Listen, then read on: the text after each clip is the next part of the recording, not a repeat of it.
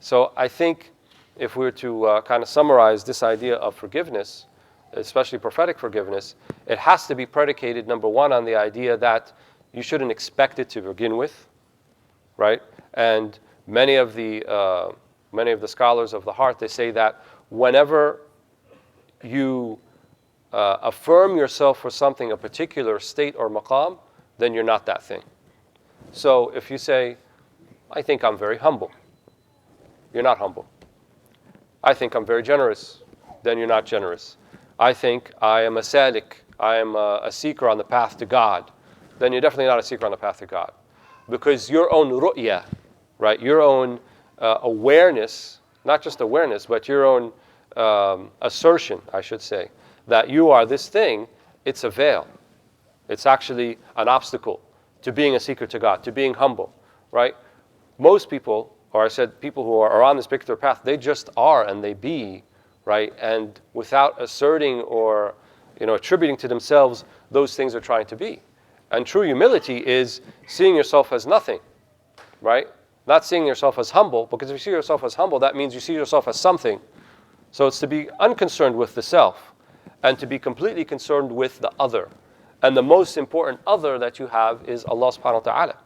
So if all of your concern, if you're completely consumed in that, who has time to worry about if this person should come and ask my pardon and ask my forgiveness, or they walk into the hub and they didn't give me salam the same way they give to the other person? Who has time for that nonsense, right? And then you have this type of grudge that kind of grows in your heart, and you're expecting some type of acknowledgement of a mistake made, and you want people to seek your forgiveness. You should want people not to seek your forgiveness, right? You should walk into rooms, right, and say, I forgive everybody in this room for everything they've ever done to me.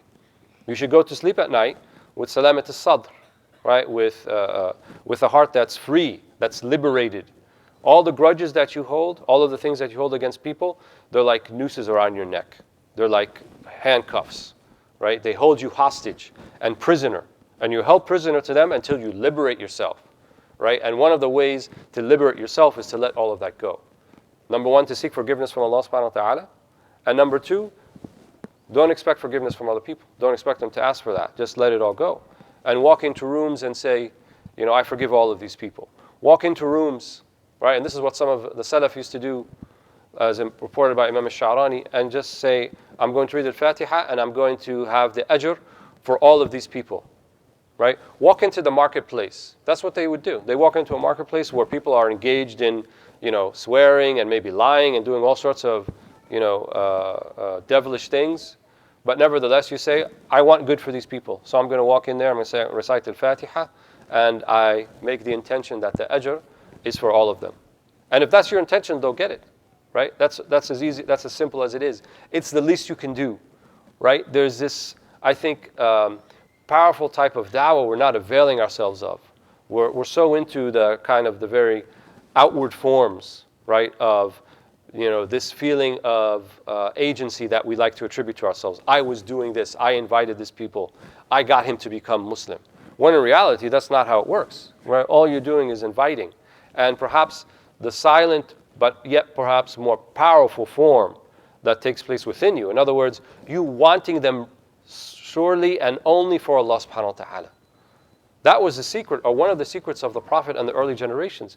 They truly wanted the best for their people. Remember, he's inviting his cousins, his uncles, his aunts, his tribesmen, his clansmen. These are all people the Prophet ﷺ grew up with.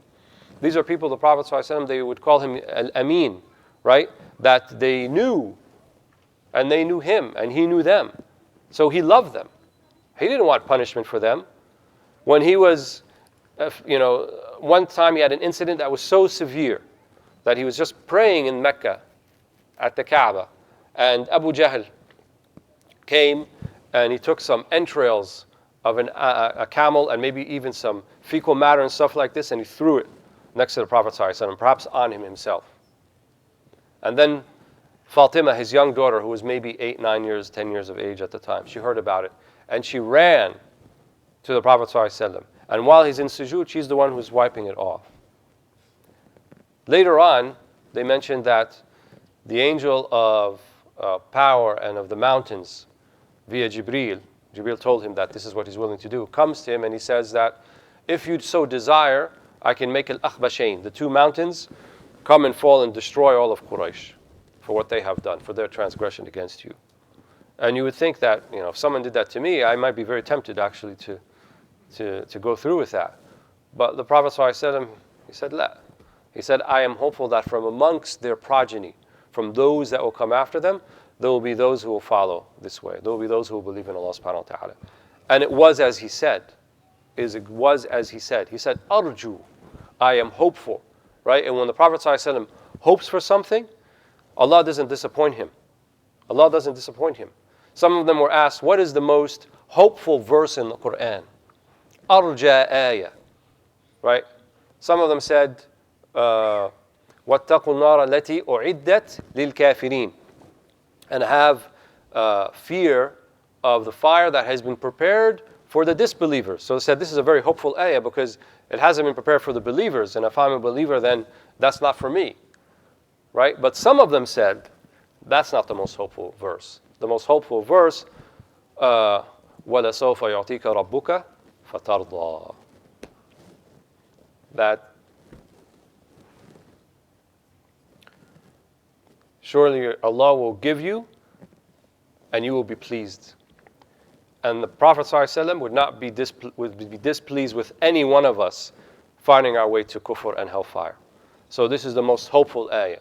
Because not His mercy and His forgiveness and His love didn't extend only to the people around Him, but to the people who were becoming after Him. Right? He said, اشتقت إلى إخواني ألسنا إخوانك يا رسول الله? He said, I had long and desire for my ikhwan, my brothers and sisters. And they said, ألسنا إخوانك? The Sahaba, they said, are we not your brothers and sisters? He said, no, أنتم أصحابي. You are my companions. But my brothers and sisters, they will come after you. Right? And they will have difficulties and they will not have what you have. They will not have the aid and the help that you have. And he said that the amal of one of them, right, is like 50 of you. And the Sahaba were confused. They said, 50 of us or 50 of them? He said, no, 50 of you. In other words, the one person, despite their circumstances, right, they will have an award equivalent to maybe 50 of the companions. Maybe 50 of the companions. Why? Because there's no one to help. And I have to be honest, we're living this Islam right now despite ourselves. Despite ourselves, despite all of the things that are happening. It's actually somewhat miraculous that, and because only that Allah subhanahu wa ta'ala huwa يعني يتكفل بحفظ الدين. He is the one who said, إِنَّا نَزَّلْنَا الذِّكْرَ وَإِنَّا لَهُ لَحَافِظُونَ. So He is the one who is protecting this deen. But if it was left up to us, there would be no deen left. But we still have the Salah, we still have the Qur'an, we still know basically what Islam is, it's well defined, we know how to practice it. But despite all of the difficulties and our inability or lack of resolve in practicing it in the way that it was meant to be, we still have the deen, we still have Islam, right? And that's a beautiful thing. And like I said, the Prophet ﷺ, he would be disappointed, right, to find that any one of us would be disappointed. And so when we think about forgiveness, right, let's have prophetic forgiveness. Let's not expect forgiveness. Let's forgive people before they ask, right? Let's slights and things that some people will take to heart, just let it go. Go to sleep at night and say, I forgive this person, that person, and it's over with. And wake up the next morning like it's not there. And you may say, well, that's really hard. That's really difficult because some people just, get on your nerves and so forth.